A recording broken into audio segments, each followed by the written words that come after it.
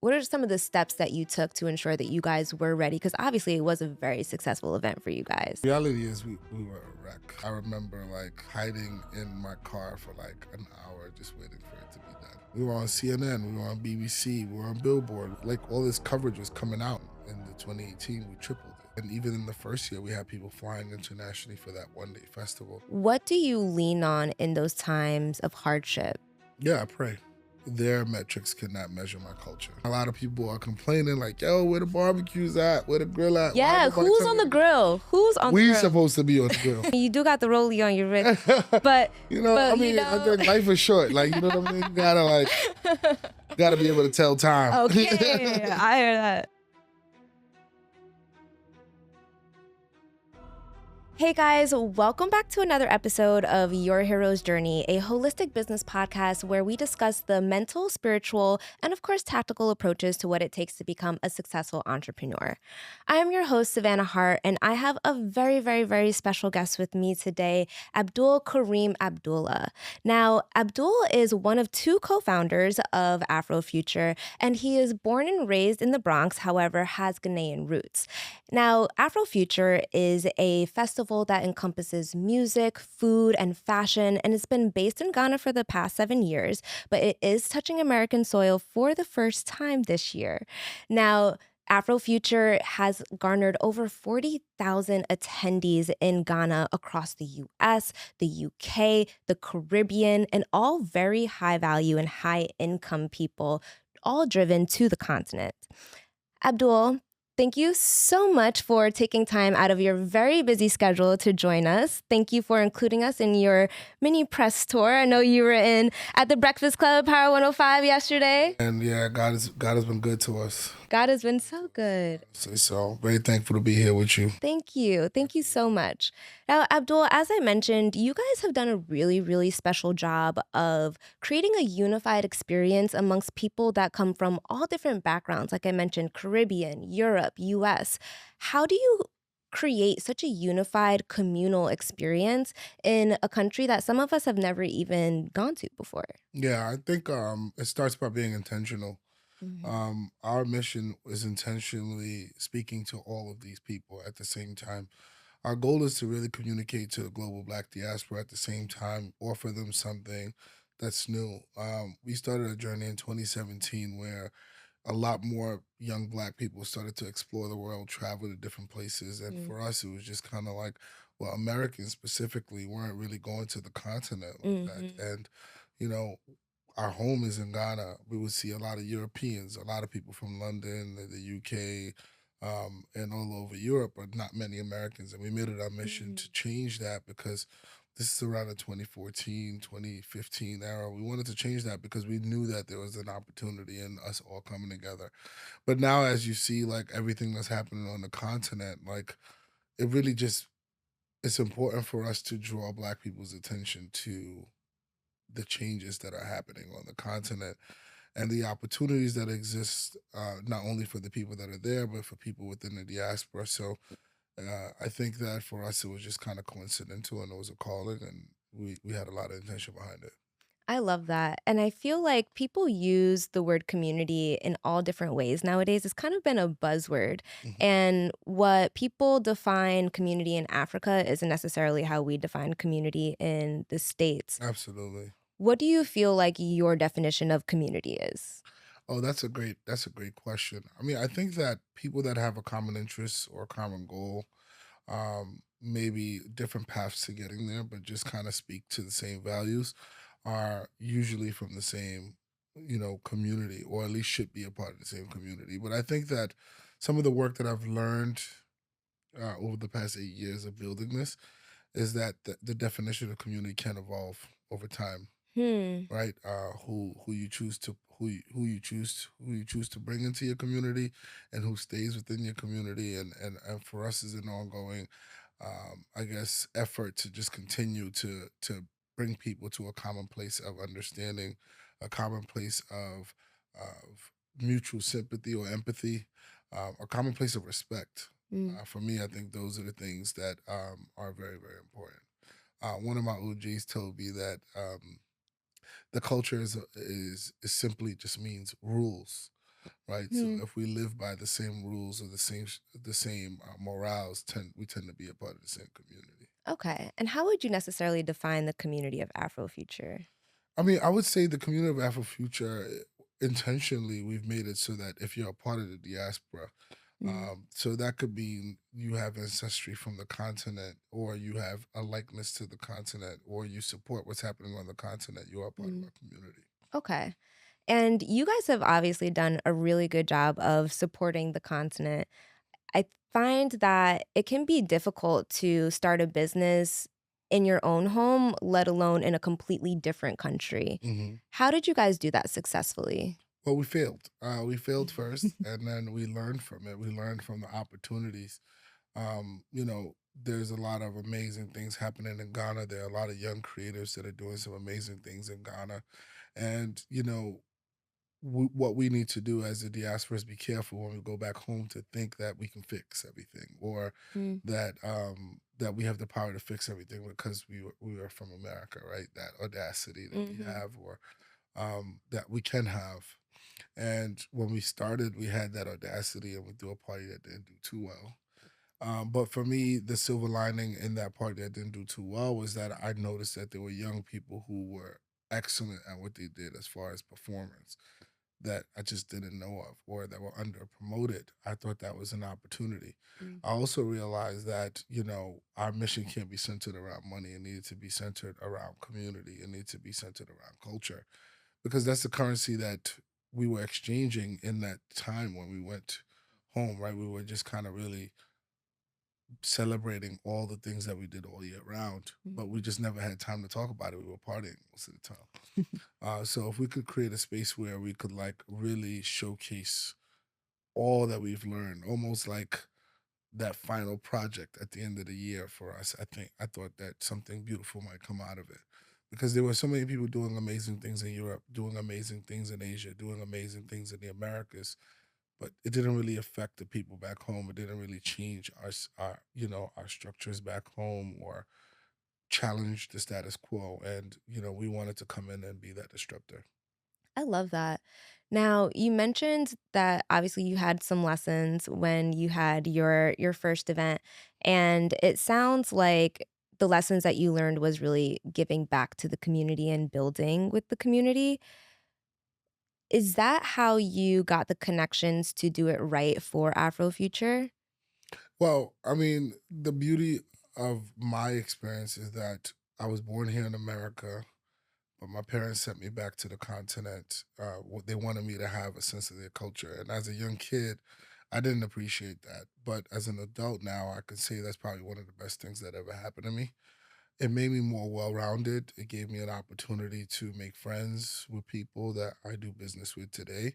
It gave me an opportunity to understand context, right? So it's one thing to be from Ghana, it's another thing to understand the context of what people mean when they make certain gestures, what people mean when they say certain things, the deeper meaning, the nuanced things that if you're from New York and if I give you a head nod, you know what that means. Mhm. If I say a certain lingo, you know what that means, even if you never heard it before. I was able to experience that over my time living in Ghana. So that gave me an upper hand at being able to do business on the continent. But then I had some amazing partners. So although Kenny is my direct partner, my co-founder, Mhm. I have other partners that I went to school with that were living on the ground in Ghana, and other partners that I've met in business that were able to support our growth throughout the years. And similarly, our community as far as our business community has been growing because we know somebody who's good at managing talent. So we brought her in. We know somebody who's great at PR, and she just kind of said, "Well, I'm going to be your publicist." So she was our publicist. Or we know somebody that was great at production and content. So she just came in and been that. And that's how our community has been growing. It's been a work of passion for a lot of the people on the team. Mhm. Okay. So you guys learned your lessons, you're building your business, but just in your second year, you had people like Jesse Williams and Anthony Anderson flying out. Yeah. How did they come into the equation? You know, I would say that we didn't plan that. It was just really it was really the right time at the right place at the right time for us. I Mm. think, we had a great year in marketing our festival. The first year it was Mhm. very successful, very popular around Ghana. It went viral all over the internet at a Mm. time where like virality was like still fresh and new. We put up a billboard and people just would question our audacity to put up a billboard for a brand new event. Mm. It hadn't been done in Ghana yet Oh, for an event wow. like that. Okay. And, we did about 4,000 people. And in the 2018, we tripled it. Yep. So a lot of people flew. And even in the first year, we had people flying internationally for that 1 day festival. So it was clear that we had built a space that people wanted Mhm. to participate in. And we gave them a reason to. But that in 2018, there was also another organization that started. That was the Full Circle Festival, and all of these individuals were part of that experience in 2018, and they knew that the anchor event to come to was our event, and that's how that happened. I love that. Now, you mentioned that one of the reasons that you guys were successful was because you crushed the marketing. Was there anything besides that out of home billboard that you guys did really well? We also shot a campaign. We at the time we didn't even know it was a campaign. We call it a promo video. And what we did was we took a bunch of our good friends. One of our young designers actually drew what the aesthetic of the event will be on paper. Like Mm. on paper, he drew it, the dresses, the accessories, everything, and then brought it to life. And for me, that was a part of storytelling because it was a way for us to really see his talent shine, right? So to take a concept, draw it on paper, and then bring it to life in individuals, from casting the models to sewing the clothes to building the sets to building the accessories. I was so impressed by that. I knew that we had something. That's Shim. He was just an incredible creative director. We shot that video, and that video really resonated with people. Mm. It did really well, and then you have so many popular influencers at the time wanting to be a part of our next video. So those things were very helpful. We didn't have marketing per se. We didn't have a marketer on our team for maybe the first 4 years. Mm. We were just doing things that felt right, Mm. and because we were doing things that felt right, people identified with it. And also we were very intentional about marketing to ourselves as customers. Mhm. I've lived so many lives. I grew up here in New York City. I've been partying in Manhattan since maybe high school, right? I know what it's like to go to the club. I know what it's like to be a part of Greek life. I know what Mhm. it's like to be a part of the happy hour scene. I know what it's like to party internationally. And I just wanted to be able to create a space where you can really feel culture. Mhm. And you can feel my culture, and I can explain it to people in a way they can digest it.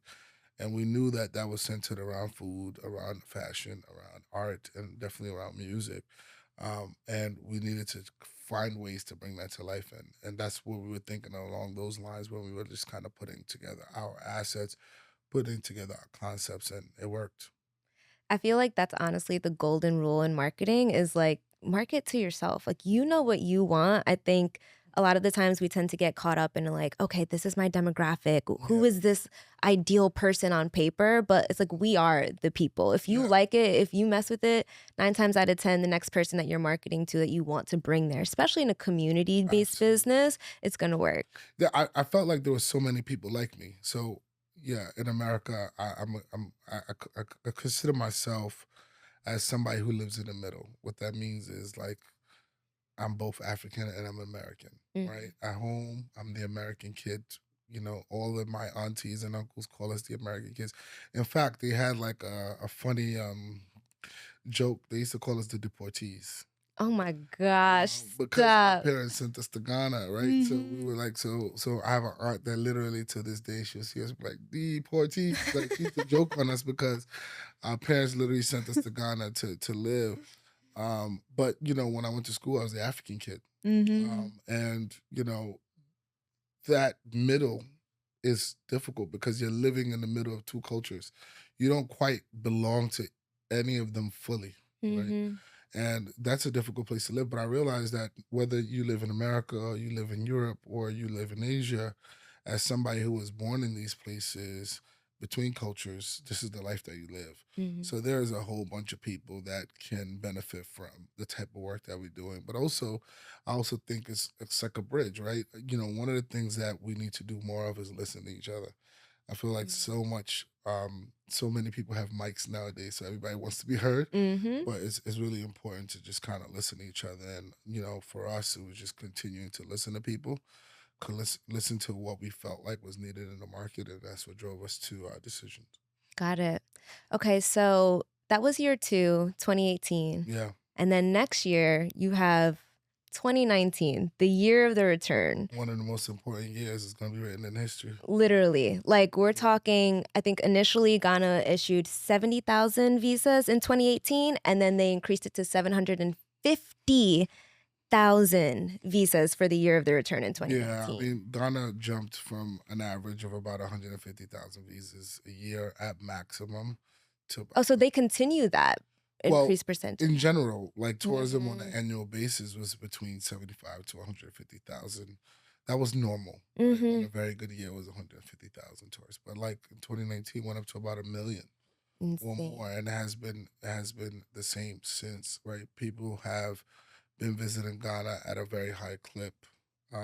We have a lot to do with that with our festival. We like to take credit for that, As but you also should. just Clock kind of it. like I would also like to give credit to the government of Ghana and the diaspora office. I mean, they really were pioneers in putting out a call to the diaspora, Mhm. inviting them back to Ghana, back to doing a campaign around centered around the return. Right in Ghana, there are these enslaved castles. These castles where they used to keep enslaved people, Mhm.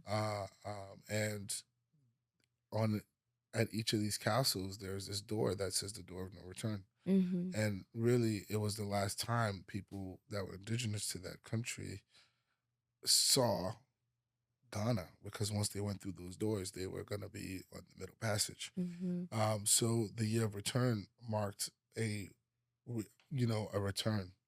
And what was done was actually the remains of a former enslaved person was brought back Mm. to Ghana through the door of return, the door of no return, and it's now the door of return, which is a way for us to welcome people back in. And it's just Ghana has been welcoming people back at a very enormous clip, and I love to see that now throughout the diaspora, throughout the continent. You see a lot more countries opening up their doors, like Kenya. Mhm. Like, Kenya is one of them. South Africa has been one of them. Rwanda has been one of them. So I love to see that countries are starting to understand. Even Nigeria is one of them as well. People are starting to see the importance of embracing the diaspora, the global Black diaspora, not just the Americas or Europe, but like the Caribbean and all of these countries, just to kind of bring them back into the fold. 100%. And they've done an amazing job at that. But one of the things that you mentioned in your interview yesterday with the Breakfast Club was that it really almost forced you guys to scale in a way that maybe you weren't ready to. Yeah. What were some of the things that you What are some of the steps that you took to ensure that you guys were ready? Because obviously it was a very successful event for you guys. The reality is we were a wreck. We would have um, never been able to tell. Yeah, nobody would have been able to tell, but I remember like hiding in my car for like an hour just waiting for it to be done. Really? In the Yeah, middle of the event? in the middle of the event. No, but people wouldn't realize those Mhm. logistical things. But like the year of return was a tough year. One, because Ghana was very new to tourism, so there were a lot of things that just service wise didn't work. Mhm. The country was so packed. Other festivals wanted to capitalize on us being there and Mhm. also the amount of people that were coming into town. So that meant resources were like at a low, at like all time low, Mm. like to the point where it was hard to find ice. Wow. Yeah, like imagine throwing a festival in Ghana, It's 80 to hot. 90-degree weather and no Mhm. ice. Like things like that were happening. We had scarcity of barricades. Like barricades Mhm. are very important because when you have thousands of people, and in 2019 we had 16,500 people. So from 12 to 16,000, the setup matters and how we're It navigating. does. And then, obviously you got people from Hollywood coming into town. So you want to protect them. You have VIPs and artists, you want to protect them. So, it was very tough for us. We still weren't getting a lot of sponsorships in 2019. I don't even think, did we ever have sponsorship in 2019? We may have had small sponsorships locally, but nothing major, Mm, right? So we didn't even have the funds to produce it at a high clip. We mm, couldn't, we were blackballed, I'll just say that, mm, from getting some of the artists that we wanted, at the time. So everything about that year seemed very, very hard, mhm. right? So the first year was fun.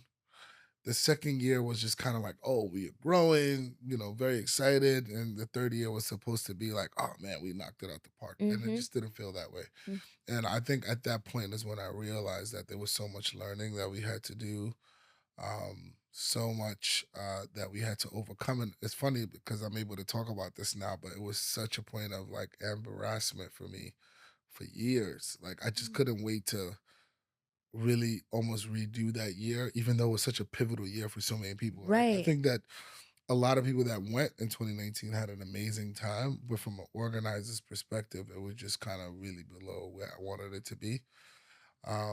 But I think that when I put it into perspective, I had to understand that we were an independent festival in Ghana. And also we didn't have any sponsors, and we had scaled very quickly, before we even understood all it meant to throw a festival that big. Mhm. So it required me to give myself grace. It required me to give my team grace, and really regroup. And I think, we got it right the next time we were able to do it. So I'm very excited Mhm. about that.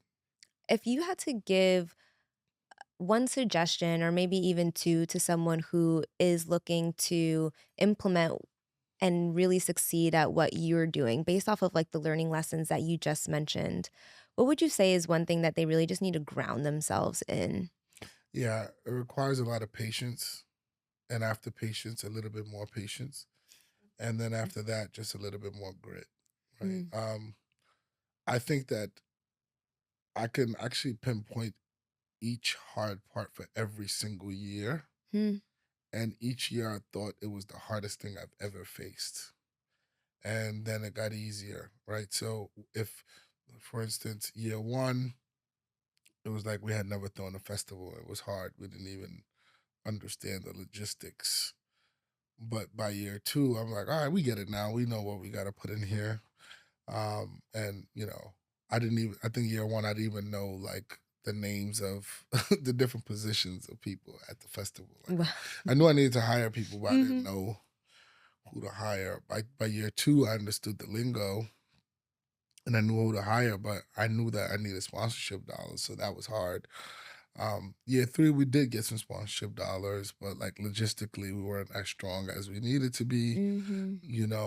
Year four, 2020 is the pandemic. So like, oh man, all of our dreams of things that we wanted to be able to accomplish after the year of return was basically shut down because the whole world was shut down, right? So like I could literally go through each year and talk about like all the different hard things that we faced.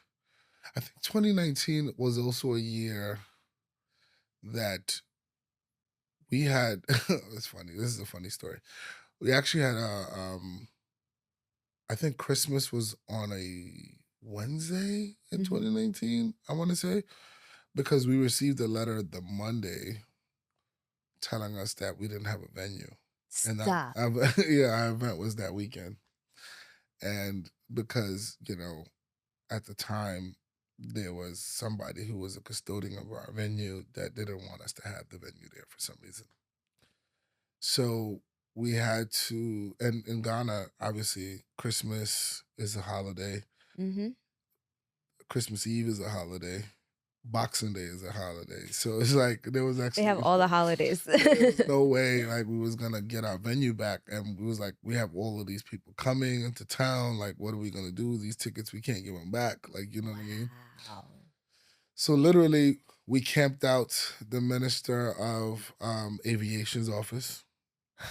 But you camped out? We camped out. Me and my partner Kenny. We sat in the car, and it was hot. And I remember sitting there. We just waited for him. I think he was coming in for a meeting, and we happened to get into his office. And we explained to him, all of the things that we did and all of the safety procedures that we put in place. Because what happens is our stadium is right in the path of the airport.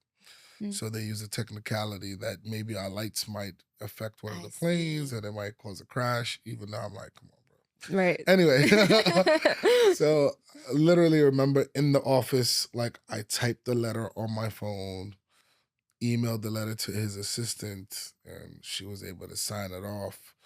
And then we had some inspectors go in, and then we were able to get approval. This is like Christmas Eve, or Boxing Day. I think he gave us Wow. approval. So 2 days before the festival, like nobody would have known that this was happening. Hmm. But these are things that we were facing up until the day of the festival, and then the day of the festival, just kind of like not having ice or not having barricades. So for me, it was just kind of like, man, when is this nightmare over? Like, you know what I mean? But overall, like the event went out without a hitch. Hmm. We didn't have any incidents in 2019. Some people had a great time. Obviously, the people who didn't get their ice didn't have a great time. And things of that nature. But overall, like we were able to go through it. It was part of our growing pains, and I think it made us better. It challenged us to understand all the different areas that we can improve upon, and I'd say we've been improving upon it every year since. I feel like the story is literally the perfect illustration of you're not, it's not a no, you're just asking the wrong person. Yeah, pretty much. Yeah, we just had to build resilience into our repertoire. Absolutely. Yeah. So, I want to talk about some of these operational challenges that you've experienced because it really goes back to something extraordinary that Ghana has done, where normally there is a chronological order of how a country grows and how it becomes a global player value, how it becomes a global player and becomes valuable. Now, there's normally four steps that a country has to go through, right? The first one is normally agriculture, where you are all about farming and fishing, and that employs a majority of the population. And then once you've conquered that, you normally go to the second step, which is manufacturing and infrastructure. So building big factories like how Vietnam and Bangladesh have done. So now, like, we source a lot of our clothing from there. Third step is normally services. So that's where you exceed in hospitality and financial services, healthcare. And then normally the fourth step is tourism, because now you've been able to build up all of these things to attract people into your country. And Ghana has really skipped all of those steps and have gone to the fourth step, which is great because they don't have to, like, normally those steps take hundreds of years to become actually a valuable global player. But Ghana has actually flipped the script with that and has really been able to market itself to high income people to where now they have tourism feeding all of the things that they actually need to build, which I think is great. And it's really a great opportunity for a lot of these other countries. Do you feel like this is a siloed situation or it can be replicated in other countries? No, I absolutely think it can be replicated in other countries. Countries like Rwanda, South Africa have done a great job at marketing themselves. Like you I see, will say I'm going to South Africa for the second time look this at year. that. You know what I mean? Like, You see Visit Rwanda on a lot of jerseys around the Mm, world. South African tourism is investing a lot of money in people coming to their countries. mhm, One of the things that we just have to understand is that, you know, well, let's start here. Entertainment has not necessarily been a thing on the continent, right? Because, uh, well, it has been a thing, but it hasn't been the thing that has been pushed as a job, right, on the mm, continent. Because they always thought of it as, something that kids had to kind of get themselves out of because they needed to find a job they can sustain. So mhm, most African parents push you to being a lawyer, a doctor, things of that nature. Well, we're living in the internet world right now where internet is penetrating at a very high clip. About 43% of the continent has access to cell phones, so people are on their phones. It's the first time we're speaking to each other on a, on an instant basis, right? Um, that's important because now it has changed. It gives young Africans on the continent an opportunity to create work for themselves on the phone. And all of the things that we did between the 2017 and 2019 was proof to Ghana that there is value in investing in entertainment and industry and tourism, because obviously in those fourth quarters, the change in the amount of people that were able to come into Ghana and what that did for the economy um, was very, very successful, and other countries around the continent saw that. So we've been reached out to from different Ministry of Tourisms to replicate that Mhm. effect. So I'll say that first Mhm. and foremost. But secondly, yes, obviously Africa's story has been told for it in the world. Mhm. So for so long, a lot of people didn't really see Africa as a place for them to visit, to invest in, and to to really do businesses unless they were they were African themselves, Mhm. and or they were part of the people spreading the misinformation that were able to kind of capitalize on it because nobody was paying attention. So I think one of the things that the attention of events like the Year of Return, or campaigns like the Year of Return, or campaigns like Beyond the Return, or events like ours and others that exist across the continent has done is really give people in the diaspora an opportunity to see the story for themselves. Mhm. Right.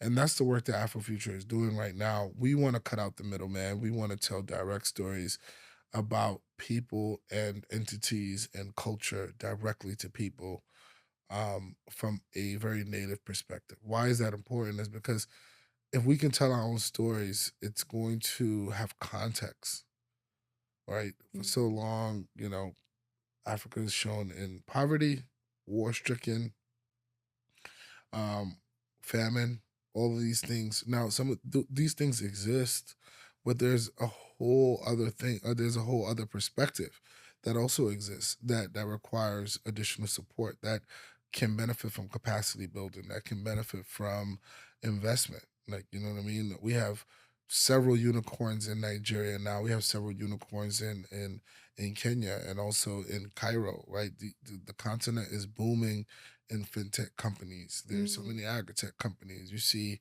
so many world powers are currently fighting for infrastructure contracts and trying to control the countries. I mean, so for us, this is an opportunity for us to make sure that Black people, people in the diaspora, get in on the ground work, right? And whether that's through entertainment, us, you know, inviting you through entertainment, and then you and experiencing it for yourself and seeing opportunities that exist, or us, creating conversations where now you can see the value proposition, whether through these panel discussions, thought leadership summits, and things of that nature that are coming out of these experiences.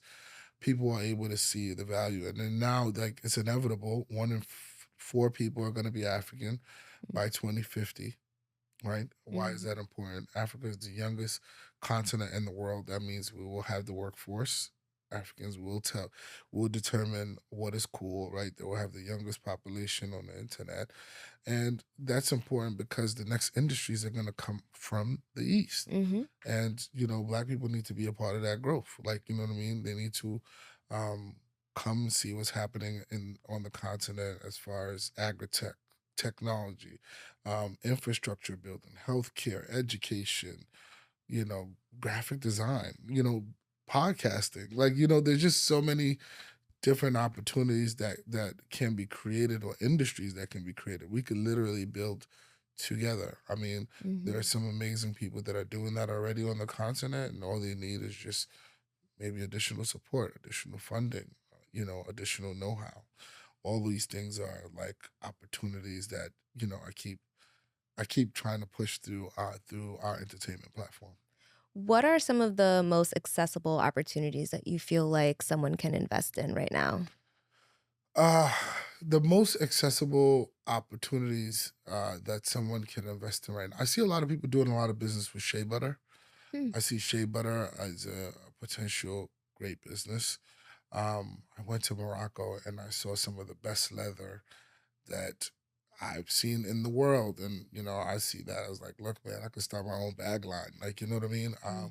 Or like, you know, right now, I know cannabis is flooded throughout the US, but like there are people that are growing cannabis in Madagascar and other places. Coffee is a great business. Like, everybody loves a good coffee. Like, Mhm. we grow coffee in Ghana. There's coffee all over Eastern Africa. There's opportunity there. Spices, my younger brother does a lot of food agriculture, so he imports a lot of products from different parts of Africa and he distributes it all over America. The I think, spices in Africa are different. yeah, I always come back with spices. yeah, it's important. Manufacturing, like, bottling, juices. Like right now, one of the things that's very painful is that you'll see that a lot of companies export our fruits like mangoes and pineapples, and then they sell us back Mhm. the concentrate in the form of juices. So, even just kind of building manufacturing plants, I think Mhm. there's so many I opportunities love that. that exist that it's really like I can't sit here and name all of them for you, but I would encourage people to get in their groups of 10 and 5 and put their money together and, go and see what opportunities exist, build strong relationships on the ground, ones that you can trust, and, make a way, because there's a lot of opportunity. Mhm. I see why Ghana named you the Goodwill Ambassador. Yeah, I mean, we've been doing this work. I think it's very important work. I mean, one is just when people get to the continent, there's a sense of release and freedom that you There is. feel. There is. And for the first 4 years, that's all I kept hearing from people because I Mhm. couldn't really experience the festival because I was working. Hmm. But if you can feel that, and for me, my perspective is I'll go back home and I'll see people making so much less than me that just lived happier lives than me. Mhm. And what I meant by that is like, yeah, I enjoy life. Yeah, I go out. Yeah, I travel the world. Yeah, I can buy what I want. But it's just kind of like they just seem so happy They and are. content They are. and joyful. And I'm like, wow, I need to live a life like that. That's Mhm. fulfilling. That's beyond just kind of like what I want to accomplish or the need to hustle and bustle every day, which is what we're taught when we live Absolutely. here. I experienced that same exact thing. A South African explained it to me as the bop bop. Like you hit the continent and you just get that like feeling inside you that is just like, oh, I belong here. I just feel the difference. Mhm. And I think for me, what I really felt that was different versus America was the community. Like, I think I spent a week and a half there, maybe 2 weeks between Johannesburg and Cape Town. And by the end of it, like, I had friends whose kids were calling me Auntie Sav. Like, there's just a respect and a welcoming that I don't think we experience in America, especially us in New York. Like, it's just so individualistic. And I don't think that that's necessarily natural to us. And that's why it feels so right to go to these places where community is at the center and it's about protecting and growing the land versus just buying it and selling it. Yeah.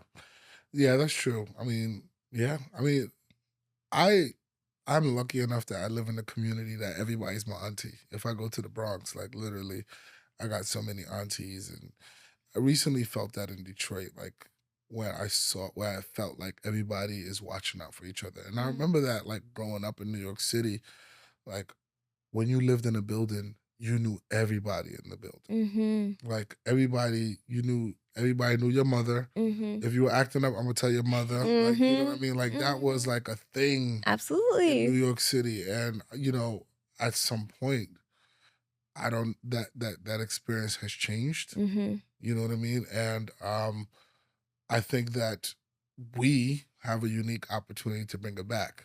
Right now, a lot of people are complaining, like, yo, where the barbecues at? Where the grill at? Why ain't Yeah, nobody who's on telling the me? grill? Who's on the We grill? supposed to be on the grill. We supposed to be on the grill. Like, you know what I mean? I feel like our, the people before us or, the generation before us created these experiences for us in our community. And I think that it's time for us to pay it forward. Where are we going wrong? Are we just too focused on the dollar? I mean, I think right now we got into that, chasing a bag mentality. And obviously the cost of living has gone very, very high. Mhm. And, so right now everybody wants to make sure they're secure. So it's hard to think about other people when you're secure. And like most black people play the black tax. So, if you're a successful person in your family, you are definitely supporting somebody. Like, you know what I Mhm. mean? Unless you just heartless. Or like, you know what I Right. mean? Or your family's rich, right? You're supporting somebody, and so like your whole thing is about making sure you're secure. Mhm. We haven't had that opportunity to just sit back and just chill. So for me, like I'm trying to be intentional about, spending time with my family as much as I can, spending time with my friends as much as I can, build that fellowship, cook for them, laugh, play some dominoes, play some spades, just do the normal things, like, Mhm. beyond the work. It's tough to kind of put the work down sometimes, but like I think that's a part of the joy. What do you be cooking for your friends? Man, I cook everything, man. I hit the grill. I'm kind of nice on the grill. Okay. Every now and again, I, double up on the seafood, cook up the Oh, seafood, you know what I say mean? that. A little breakfast. Yeah, my family, we used to do Sunday breakfasts together. Mm. So like it depends, my dad might cook or the sons might cook or the sisters might cook and we'd have a water fight in our backyard. Like these are things Oh, that we remember as kids. I need that in my life right So now. like it's very important for me to like at least bring back a piece of that to our Mhm. lives. Yeah. Okay, so let's get back to the business a little bit. You guys have had some variance in terms of partnerships and sponsorships and things of that nature. Can you break down for us what are the various like levels of partnerships or sponsorships that you normally have? And what is your ideal mix to ensure that you have dollars but maintain creativity control? Yeah, that's a great question. Well, to be fair, for a long time, we just had to kind of make it make sense for the partner because they were operating outside of those parameters that they were used to, right? Um, Meaning, a lot of companies that we would work with were global companies, but we were talking to people in America. They didn't necessarily have oversight over Africa, but they would be our advocates. Whoever we would be talking to, whatever marketing department, they would be our I guess advocates within their company to make sure that they could build a coalition Mhm. around supporting us. Mhm. And because of that, we kind of took all takers, right? So if you had money for us, we needed the money, we were gonna make it work. But it wasn't we didn't have any partners, or at least we didn't accept any money that was going to have us do anything that literally I guess made us compromise our ethos. Mm. We didn't have that. We didn't have any of those issues. But what we saw the value in the partnerships that we had was that it was the first time people in Ghana, people in Africa were able to see people who work for the companies for apps or products that they use directly, right? They weren't just kind of like a an agency that represented them. It wasn't just kind of like a uh unauthorized dealer, right? It was actual people from Twitter that Mm. worked at Twitter. It was actual people that worked at Meta. It was actual the CEO of Audio Mac. It was actual the head of music at YouTube. It was these people actually coming down and holding workshops and engaging with people and giving people a direct one-to-one face. And that was very important for us because that's what we wanted to let these people see the talent that existed on the ground. Those Mm. things are very important to us. So we wanted to position our company almost like an honest broker. Mm. A few years back, a few years before the festival, I went to a whiskey tasting with one of my best friends. And this whiskey company is called Teal and Whiskey. Shout out to them, get a free drop.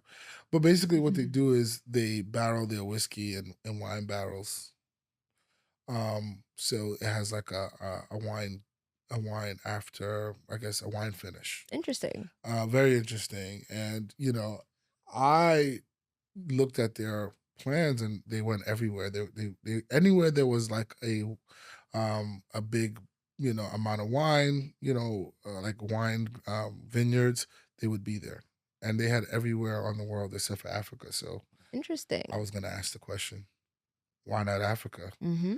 And he admitted that Africa was a great market. It was an opportunity, but they could never find trusted partners that could distribute in the way that they wanted, that was lasting and sustaining for their business.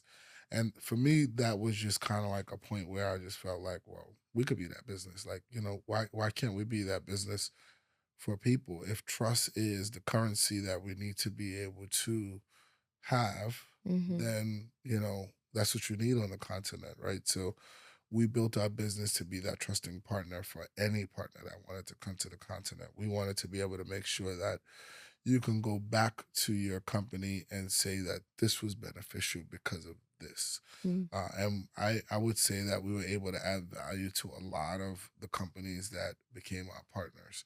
And that's why a lot of them came back multiple times, and a lot of them are now thriving off that credibility, doing other things within the space. And I love to see it.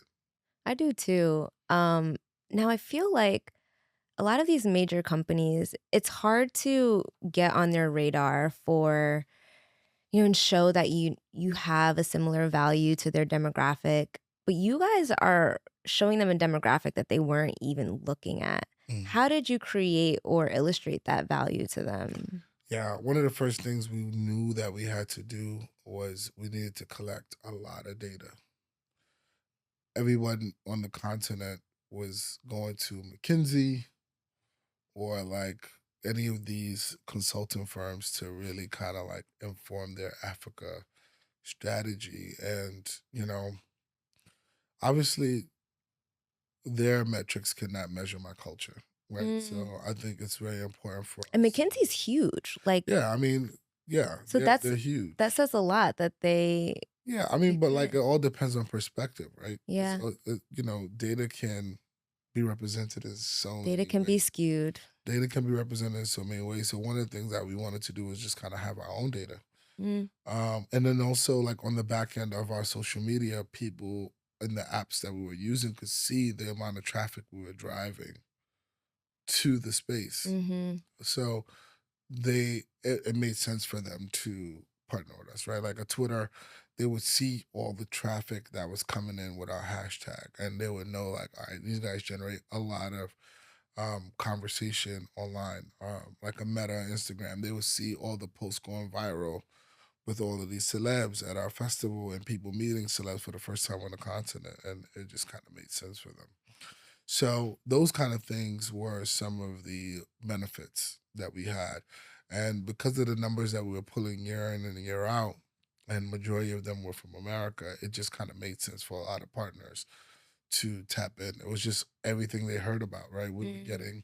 We were on CNN, we were on BBC, we were on Billboard, we were on Rolling Stone, and like all this coverage was coming out. And then beyond that, we were breaking talent, right? So we would get them first. Hmm. So, for instance, Tyler performed for us in 2021, Wow. way before her hit Water, right? Way before. Like, What was that? Like last year? 2024? Water came out 2024, 2023, maybe. But she performed for us at the festival. She sat on a panel. Like, Mm.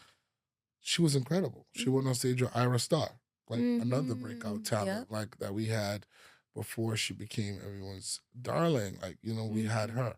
Uncle Waffles, like we booked her way before she became who she is today. Like, I think we gave her first major billboard, like put her on one of her biggest stages in the beginning. Like, flew her out of South Africa to come to Ghana for us. So we were breaking talent, or we at least a part of their journey in the beginning. And so we were doing things that was very novel, you Mhm. know what I mean, in a space. And that caught a lot of people's attention.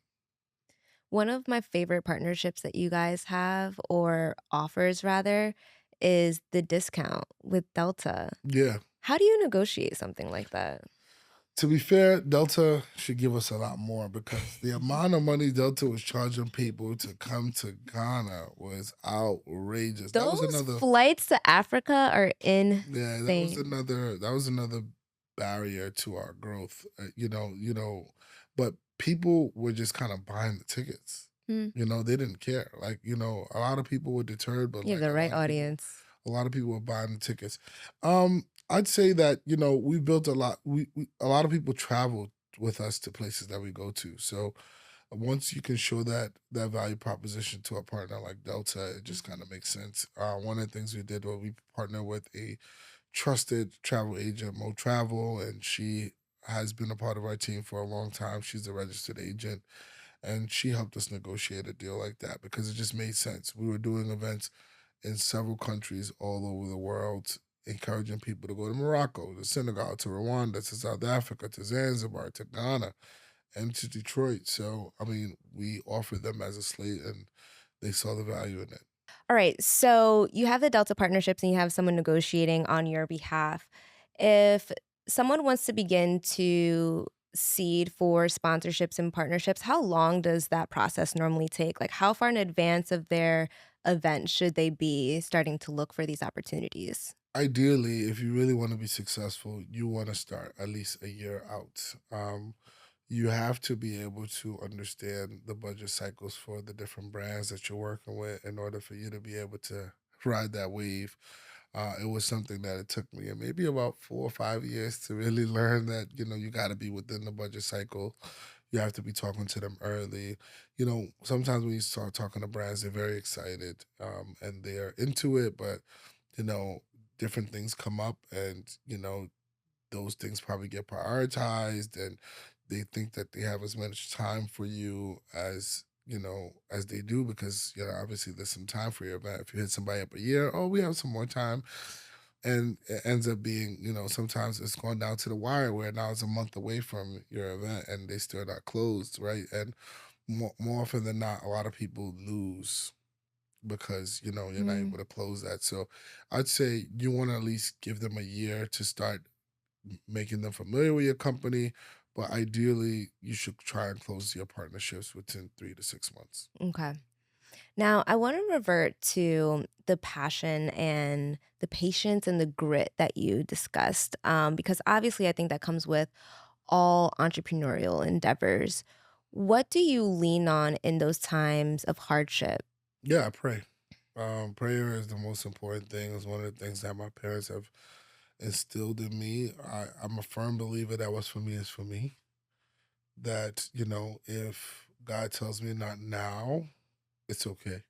Mm, Because when it's time, it will come. And it always has come for me in my life. In my life, I really did not expect a lot of the things that have come to me in the way that they've come to me. Some things I never wished for. I have friends that have literally wished for everything that has happened to them in their life.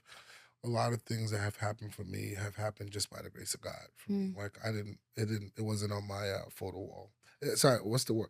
What is it? It wasn't on my mood Mood board. board. Oh, vision board. My Yeah, vision board. It vision wasn't on my board. vision board. It wasn't on my vision board. It was just kind of something that really just happened for me. Organically. So, and I'm thankful. I'm thankful to God for that. Like, you know what I mean.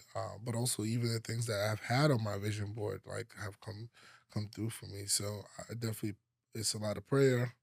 I think it's very important to be a good person in general. Like, you know what I mean. Just live your life righteously. Like, be a good person even when nobody's watching. And I think that that energy is gonna come back to you.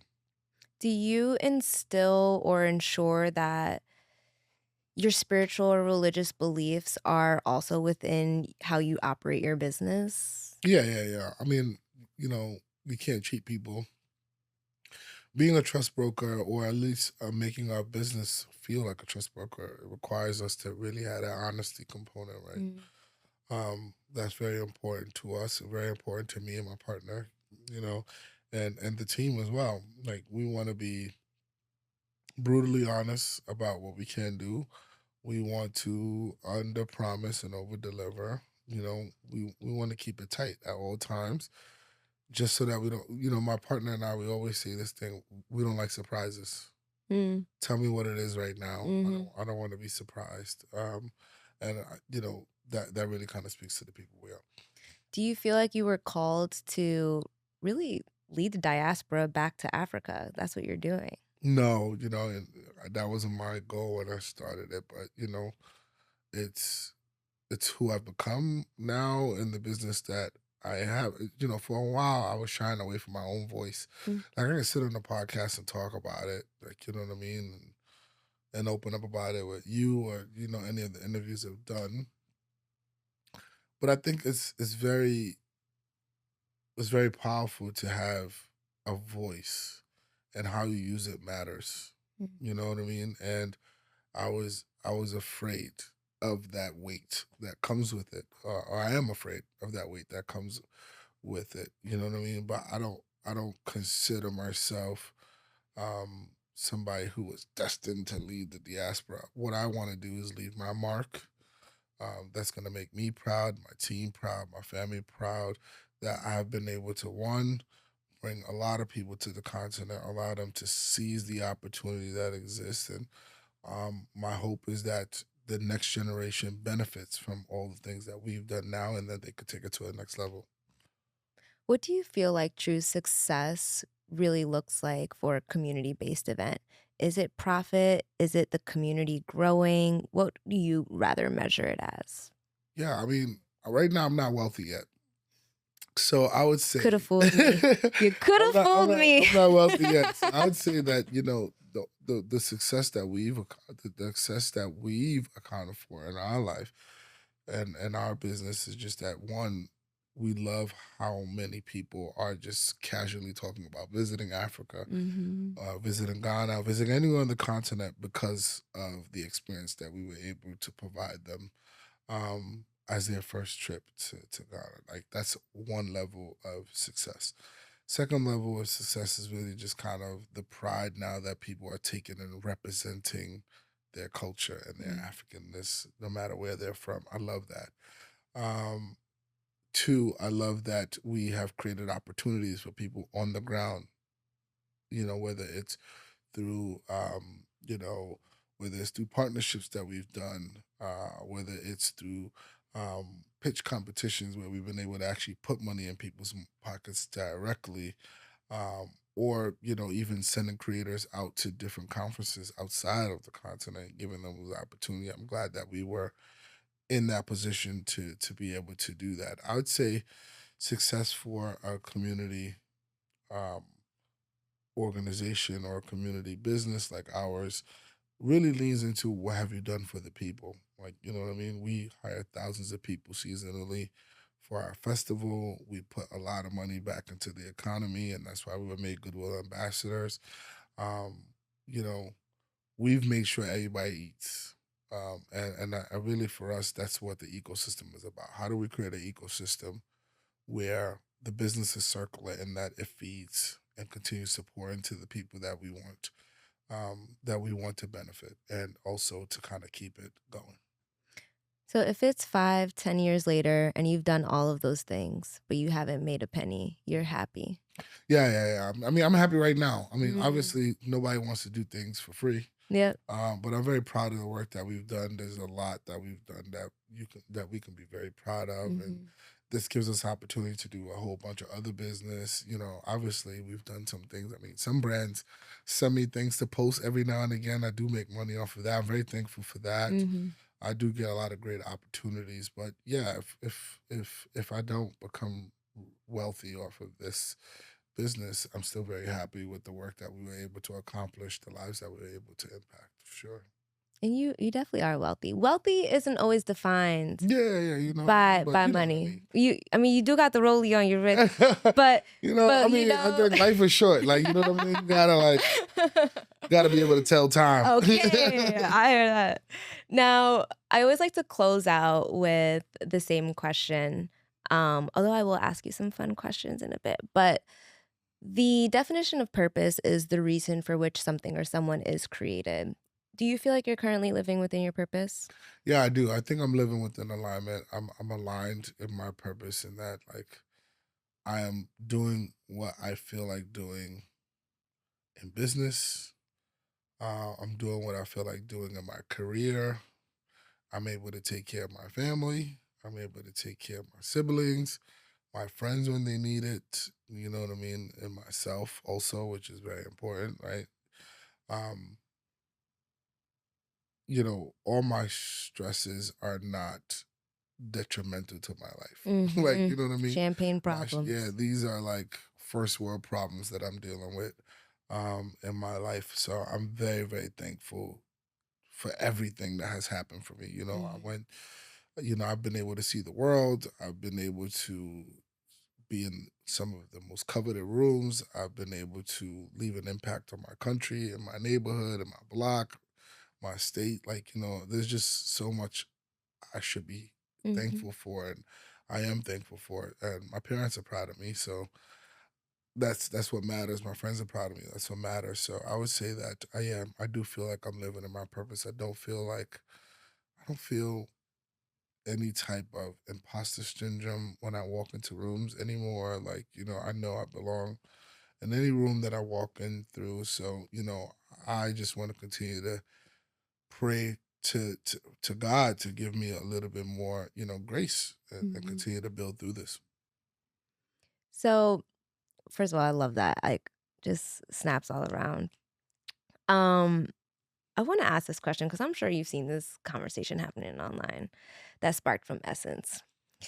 And you being at the unique middle of being a African from America, can we just like address the people really quickly on this divisive BS that they need to put to rest? Yeah, I mean, I think that it's very important for people to have their feelings and to have their truths. I think those things are very, very important. Like, you know, one of the main things that I want to stress to people is the importance of respect as a baseline. If we don't have respect, we don't have anything. And one of the things that we need to practice amongst each other is a baseline of understanding perspectives and purview and being okay with um, not having to impose your purview or your perspective on other people. One of the things that we want to do through our business and culture management group and storytelling and community building is to create spaces that allows us to learn more about each other so that we don't have to cannibalize each other, but we can appreciate each other. And I think that those are the things that we should probably focus on more than we are comparing and contrasting against each other.